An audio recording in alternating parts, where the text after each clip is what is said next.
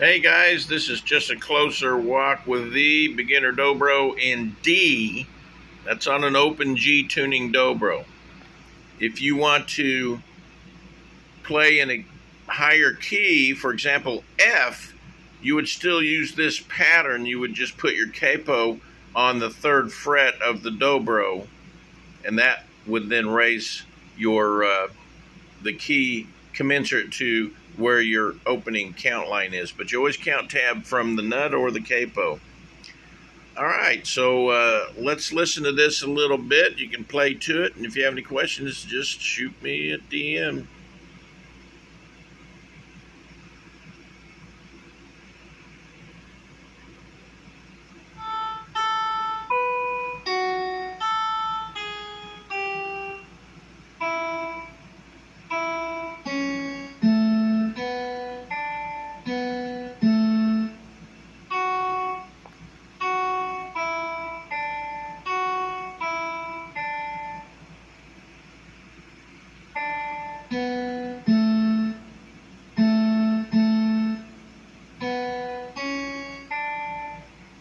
All right, keep practicing. Have a good one.